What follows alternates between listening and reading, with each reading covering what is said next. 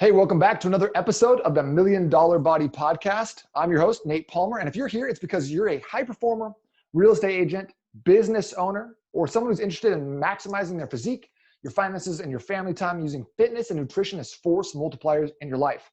If you're not already a part of the Facebook group, definitely go to n8trainingsystems.com/group.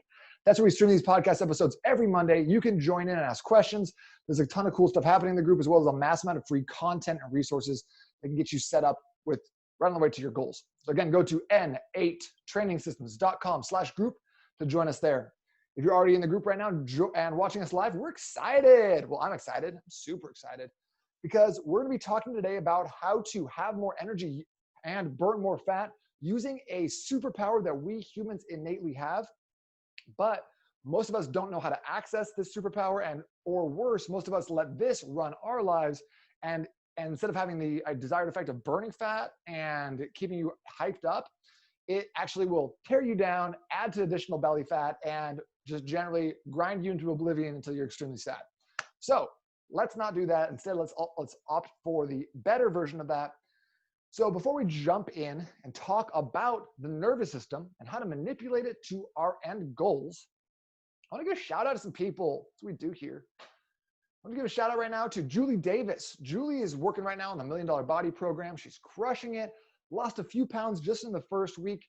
Julie is she's a business owner. She runs her own business. She does a lot of, her company's called Tiny Buffalo Consulting, and she works with a lot of other entrepreneurs and business owners to help them with their social media presence. She helps them dial in their Instagram, their Facebook, a lot of stuff. So she's always doing a lot of different things, working with different companies, wearing a lot of different hats, going back and forth between different softwares, writing this, recording that, making this video. So I just want to say, Julie, you're doing an awesome job. It's been a pleasure to work with you with the $1 Million Body program. And also Julie does a lot of my social media stuff too. Does an amazing job. So anything that you see that looks really good that I put out, probably her. So give her a shout out in the comments. Drop her a note. Let her know that you appreciate her for what she does for $1 Million Body, but also check out her business, Tiny Buffalo Consulting. So I want to jump right in. The secret human superpower. Okay. And so before I go into this, I want to talk about two terms, because I'm going to start saying the shorter version of those terms, because to say it the long way sounds like this: sympathetic nervous system or parasympathetic nervous system. Okay. So we're going to say SNS, sympathetic, or parasympathetic would be PNS. PNS. Don't look at me like that. Don't say it. This is a PG rated podcast. It's parasympathetic nervous system. Just come on. So both of the sympathetic and parasympathetic are both part of what's called the autonomic nervous system. That ranges from our fight or flight, like staring down a bunch of barking dogs, or our rest and digest, like sitting in lotus pose, just being at one with the universe. That's the whole gamut. Our autonomic nervous system, it regulates a lot of stuff that you probably don't even think about on a daily basis, like your pupil dilation, your blood pressure, your breathing, which, by the way, how is your breathing right now? Are you doing it on purpose, or how about blinking? You blinking on purpose now? What do your eyes itch right now? Just like right during this second? Mine certainly do after I said that. So your central nervous system and your autonomic nervous system is responsible for so many things. But most of the time we are prey to our central nervous system, and we react to it and our external surroundings rather than being the architects of this. So most people think, sympathetic nervous system, they probably don't think like, oh, I've heard that before, but they think fight or flight, right? That's kind of what we think about on the one side of the spectrum. So for example, I was selling books door to door in Ashtabula County, Ohio, between my sophomore and my junior year of college. I was doing it, trying to make some money, feed my babies, you know how it goes.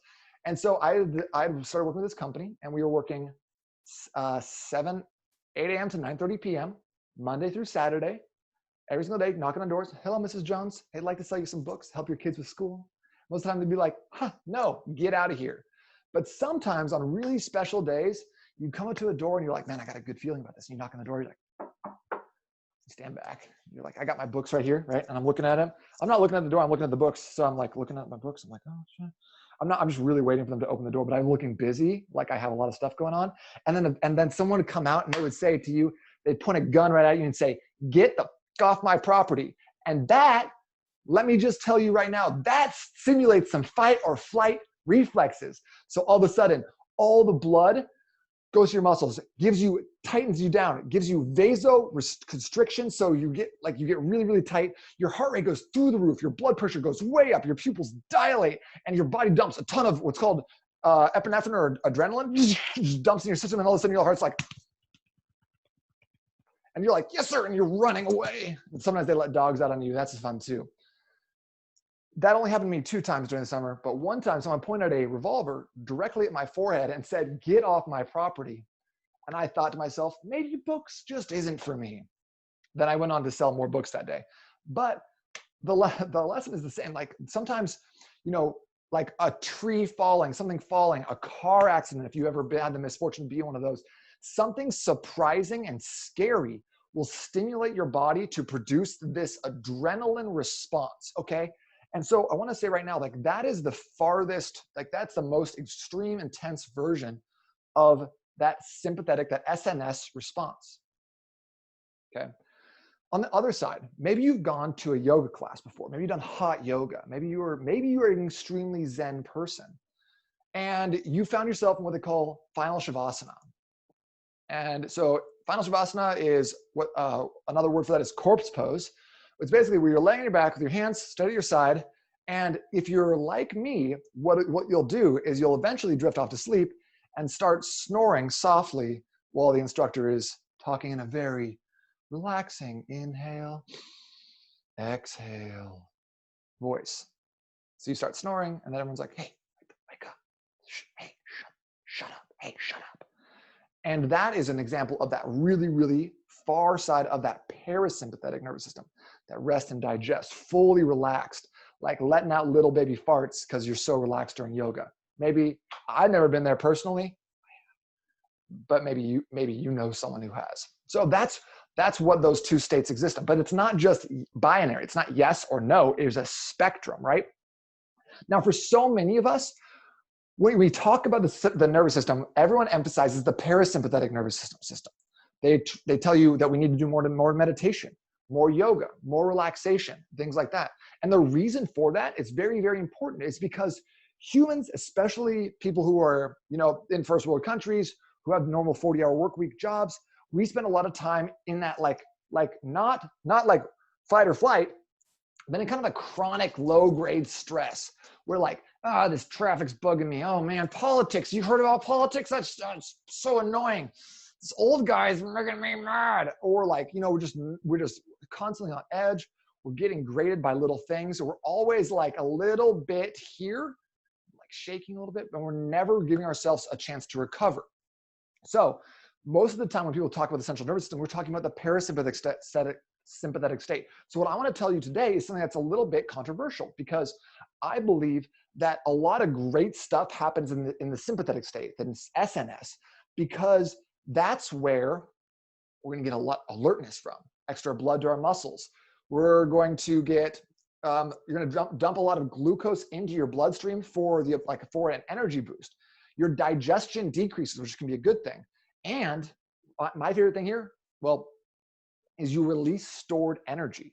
So you actually enable your body to burn more stored energy. So you can read that as body fat, more stored energy. We can get rid of more stored energy.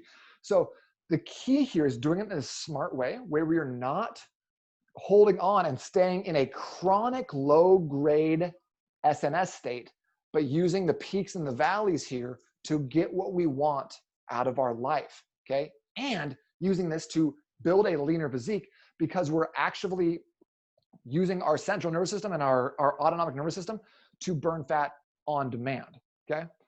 So some things that cause sympathetic nervous system SNS arousal, or like that stress response, that are positive, okay? Number 1, training, working out, exercise causes SNS activation, right? You're going to always be able to lift more weight if you're going to do a heavy deadlift, something like that. If someone's around you being like, let's go, and you got the Metallica turned way up, people are screaming, you're like, let's pick it up, you can pick it up, you pick up the heavy weights, you put it right back down. Like someone like that's happening. Public speaking, being in that state of flow. So I watched a 30 Rock episode where Alec Baldwin's character was talking about how he's Reaganing, he's winning, he's doing everything right, was just going right for him today. People were coming to him with problems. He was like, give me that problem. Here's a solution. People were like, this is going on. And he's like, don't worry about it. I'll fix it. And just everything he's doing is just like perfectly executed. Have you ever had one of those days?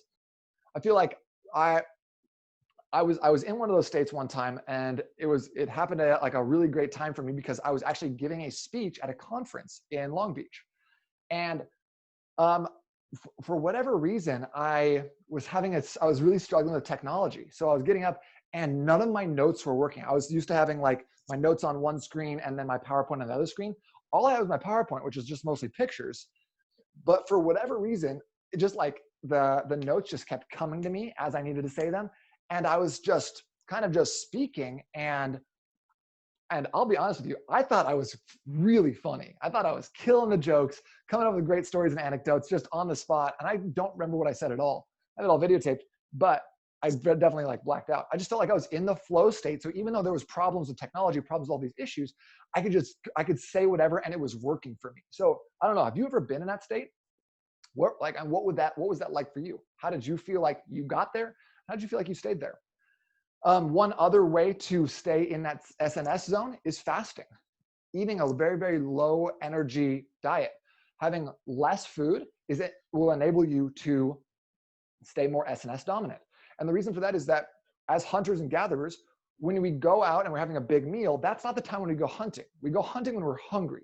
When we're hungry, our body responds in kind by giving us an energy dump, allowing us to access more stored energy, as well as making us more focused, more aware, it's easier to start putting things from short-term memory into long-term memory. We can see things that are going on around us, and we have the energy that we need to go on whatever long-term hunt that we as humans needed to go on. I mean, I don't know. I've never been on a woolly mammoth hunt. I don't know how long these things take. Probably sounds like an endeavor, though, to me. So all those things are good, right? And they all create central nervous system activation. So to say that like, oh, we need to stay out of that, we need to be more parasympathetic, is not the full story. We want to use it to our advantage. So how do we stay SNS dominant when we need it and avoid that chronic low-grade stress that a lot of people deal with? Now, we can talk about all sorts of nutritional interventions, different types of foods that will help you decrease inflammation and stress, that sort of thing. That's kind of beyond the scope of this episode. And if you want to go into that, just drop me a comment, let me know. But right now, what I want to talk about is different ways that we can access that state without holding on to that chronic stress. How do we go peaks and valleys, which is what we're built for, rather than being all the way here like, which is probably what, if I had to guess, the state of being chronically stressed out sounds like. It sounds kind of just like that sound. You know, like if you have a little sister, then she made that sound. You know exactly what I'm talking about right now. So with our training, a lot of times, we're taking, big scoops. So for example, when I was first training at a gym called Fitness Works in Gilbert, Arizona, there was one afternoon, I was like going to do this really boring, basic ass chest workout. So me and my buddy Mason, we took a Red Line energy drink, which I believe has 350 milligrams of caffeine. And we took a NO Explode pre-workout, which has 250 milligrams of caffeine, dumped those together. And I think like inside you could see like demons racing around. They're like, rah! And then shook it up and then drank it. So like 500 milligrams of caffeine.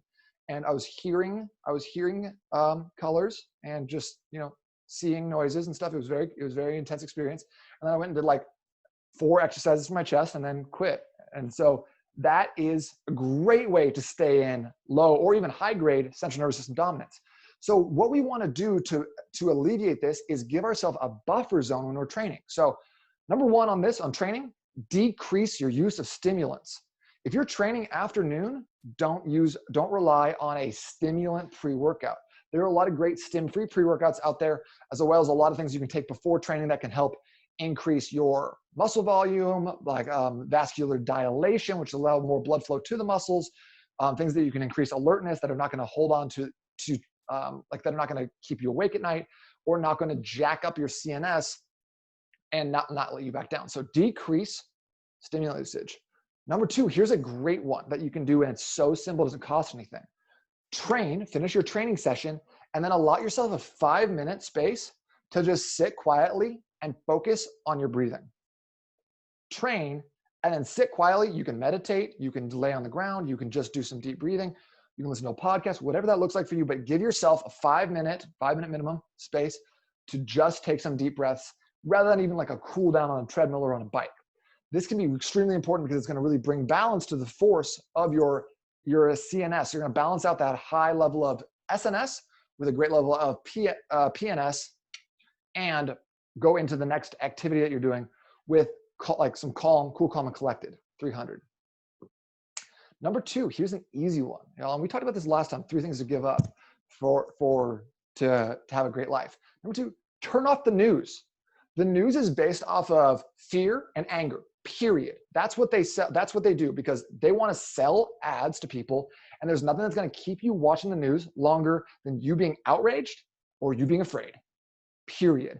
There's a lot of goddamn good things that happen on a daily basis. Lots. And there's very, very few bad things that happen. On the news, folks choose to focus on the bad things because there's so many good things, it doesn't even matter anymore. So turn off the news, focus on your own gratitude, and that's going to really decrease a lot of that low-grade stress and anxiety that we get where we're not necessarily going to go into a fat-burning zone, where we're going to be at the mercy of someone else's designs on our life, getting you to watch more commercials, rather than us saying, here's what I stand for, here's what I'm doing, here's how I'm acting, and I'm no longer reacting to these stimulus and inputs. Number 3, along those lines, constantly start training your brain to run things through a what can I do about this filter.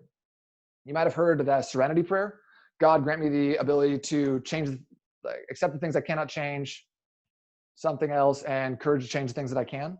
There's other parts to it that probably people know that I didn't research before this episode. But the idea is that you have to choose, can you change this thing that you're upset, mad, or ruminating upon? If not, let it go. If you can, do something about it. Do what you can and move on. Because if you're constantly worried, bothered, upset, just in some way thinking about a situation that is beyond your control, again, creeping up that low-grade stress where you can no longer do anything about it, and it's not causing you to burn fat because it's not a big enough spike in your SNS. Instead, it's just increasing your cortisol production, which can increase belly fat gain. So it's doing the opposite. So when we're not deliberately turning on our SNS, we want to be PNS. We want that. So we want to be able to draw on this at will, and we want to make sure that we're PNS the rest of the time. That's the distinction here. So constantly running things through the what can I do about it filter will really greatly reduce your stress, even if you're not someone who is into fitness or exercise, in which case, why are you listening to this podcast? Number 4, eat light during the day. If you want to accomplish big things in life, eat less. Period. End of podcast. Thanks for coming to my TED Talk.